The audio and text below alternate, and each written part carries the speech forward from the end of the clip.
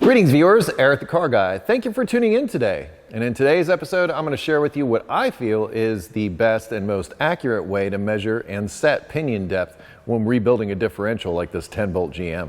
I'll start by saying this is not a sponsored video, but through my research and also through my own use of this tool, I have found it to be the best way to measure pinion depth. It comes at a price for sure, but you'll never have to worry about setting up pinion depth again if you're able to borrow or purchase one of these tools. It's from T&D Machine Products, and this is everything that comes with the tool. The only thing I'm not sure about, and maybe you in the audience can enlighten me, is what this is for, with all these holes and things in here. I'm not really sure what this is for, but I haven't had cause to use that yet. But everything else in the kit will pretty much cover the majority of differentials that are out there that you may be working with. So in short, what I'm showing you with this works on Ford, it works on GM, works on Dana, works on all different types of differentials. Here's my new pinion, and this is the old pinion shim that I got off of the differential that was on the truck originally that I'm going to start with. Also, I have a setup bearing here, and this is a Timken bearing. What I've done is I've gone through and hollowed out the inside of it so that it slides easily over the top of the pinion and can easily come off. So this means that I won't have to press it on and press it off in order to check things if I need a different size shim. I also, for the other pinion bearing, did the same thing, so that would slide on and off more easily. Now, something to note on these bearings. There seem to be two major manufacturers of these bearings, Timken and Koyo. Make sure that your setup bearing is the same as the type that you'll be using for final assembly, and also that the races are the same. So make sure that the bearing races that are in the differential housing are of the same type, because if you use a different type bearing and a different type of race, it won't work out because they are different. I have Timken bearings here. I will be installing Timken bearings for final assembly, so I'm good. I also have over here a used crush sleeve that I'll be using for initial setup and checking of measurements. But obviously for final assembly, you want to use a new crush sleeve.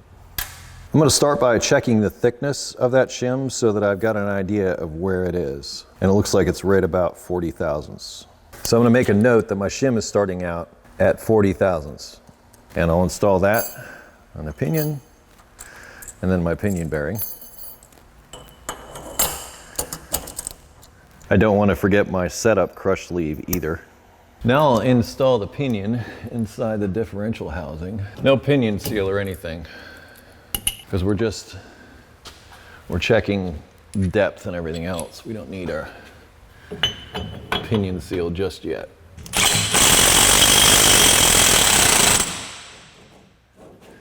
Now, for initial setup, I don't necessarily go for like the exact drag on the pinion gear and all that kind of stuff. I just try to get it snug and with a little bit of drag just so I can take my measurement.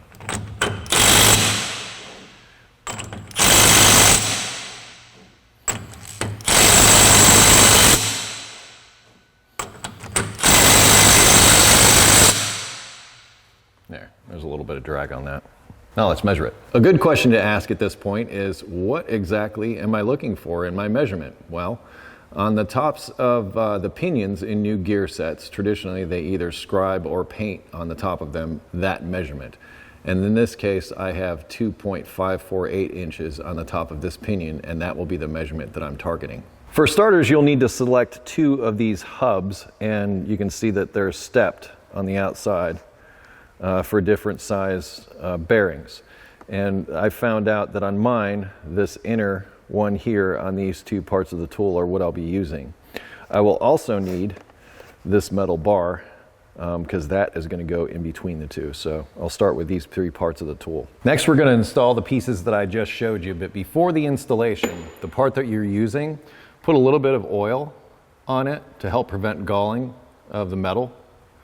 Just a little bit of oil on the tool. I put a little bit on the inside here to help the inner bar go in easier and move around nicer as well. But yeah, in both of these hubs, a little bit of oil before the tool gets inserted. Now I'll take this bar in the middle there, install it like so in the bearing caps. This bar, when the flat side is facing up, it's awesome if you see the screw hole right here. So in other words, when you put this in, see if you can do it with the flat side up and the screw facing out towards you, like this.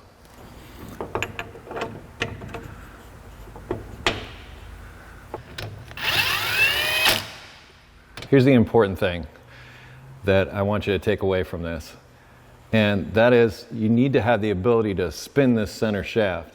If you run this down and you can't spin it, then these are probably cocked to one side and you need to loosen things up. Once you're sure the shaft can move, torque it down, torque the caps down to 25 foot-pounds. Make sure that that shaft can still move freely. There's a magnet in the toolkit, this thick one. You'll need that now. You might wonder what this is. It is a spacer that goes on the head of a pinion similar to this one. See the instructions for specific applications for this spacer. Take that magnet and put it on the head of the pinion like so. You want it sticking up a little bit, something like that. Next, I'm going to need the dial indicator that I'll be installing in the tool, but before I go there, with this tool, there are 3 different calibrated ends that screw into the end of this dial indicator. The longest one, which actually covers most differentials from what I read, this one is 3.375 inches long when installed. This next size here is 2.5 inches, and this last one here is 1.9 inches. I should have mentioned that you also need an Allen wrench of the appropriate size for the tool. I'm sorry, I don't know what size this is. Now we need to install our dial indicator into the shaft here. And when you insert it, you want to insert it on the side with the round, not the flat. So one side is flat, one side is round. So you can insert it through like this. And then I'm just going to snug this screw. I'm not going to tighten it just yet, where I still have like maybe a little bit of movement. Remember those calibration bars that I showed you on the bench? This is the 3.375 one. And take the cap off, and inside there is one of these that you'll end up screwing on to the end of the tool here. There we are, screwed onto the end there. And now we'll take that same tube that everything came in, slide that down over onto the flat side like this. Now we want to position everything so that both needles are pointing straight down to 6 o'clock. So I'm going to pull this down a little bit. This doesn't need to be 100% exact, but if you can get them close to 6 o'clock, it's helpful. That's what you're looking for. And you want to make sure that the small dial hasn't gone around a lap. So make sure that that is also on 0. So both of these needles pointing straight down to 6 o'clock. Now I'm going to take it one step further. I'm going to rotate the whole gauge and everything 90 degrees. And I'm doing this so that I can read it when I'm done. So I'm still going to have that straight down 6 o'clock position. And then once I have everything in position, tighten the screw. And remember, this is a precision tool. You don't need to like super tighten this, just snug it up. Before you remove the calibration tube, zero everything up. So take the dial and move that so that that is pointing now exactly to 0. And now I'll remove that calibration tube. You might notice that things move. That's why it doesn't exactly matter that you're dead on 0. You're just calibrating 3.375 inches up here. So now you can rotate this down to come in contact with that magnet on top of the pinion. Pull up on the plunger, and then you can just rest it right down on there. Now we'll rotate this, rocking it back and forth until I find the highest reading. And right about there, you see where the needle stopped and started going in the other direction? Find that highest point, and you've got your measurement. Like right about there is what I think mine is. Now it's time to take our reading, and we're going to start with the reading on the small dial.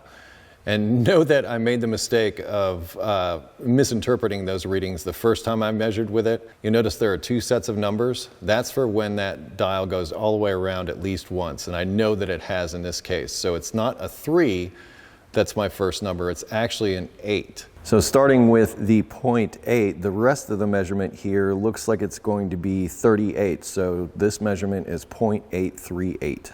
So here's what we do with that 0.8 .838 measurement that we just took.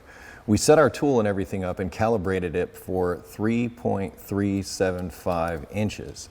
So what we want to do now is subtract that .838 from that, and what we get is 2.537.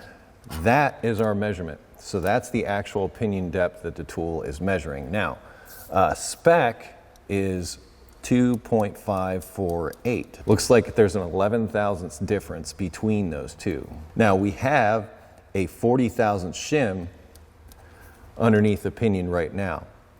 So if we want to get this closer into spec, so this 2.548 is a bigger number than the 537. So we need to increase the distance. So in order to increase the distance, we're going to subtract from this 0.40, 0.011. Okay, so we would be looking for a shim that's this size. Now, I'm going to let you in on something. Stacking the shims and everything, by the time I was all done, I actually ended up with a shim stack of 0.036, I believe, and my final measurement was 2.544. So I was 0.004 different from spec. I didn't consider that to be too much. But because I was stacking shims, like I said, the shim stack that I actually ended up with was somewhere around 0.035 or 0.036. I don't remember exactly what it was. So you may not necessarily be able to trust this, but this will give you a guide. The thing to take away here is if you want to increase the distance like I did here, you want to decrease the shim size.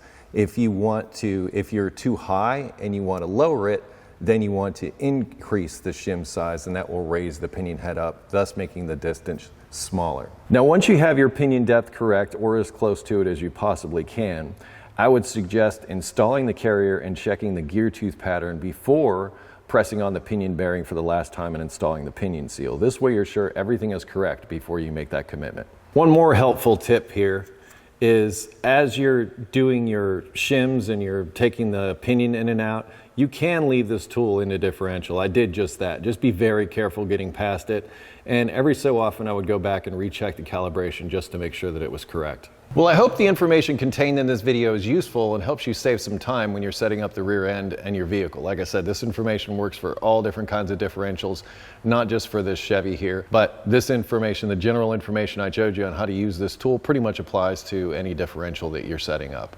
I think it is the best way. Yes, I had to take things in and out a couple of times, but it was a lot better than putting the carrier and everything in, checking gear tooth pattern, and going by that. I have an exact measurement for my pinion depth with this tool, so borrow it from a friend, or if you're going to set up more than one differential, I'd bite the bullet and buy the tool personally.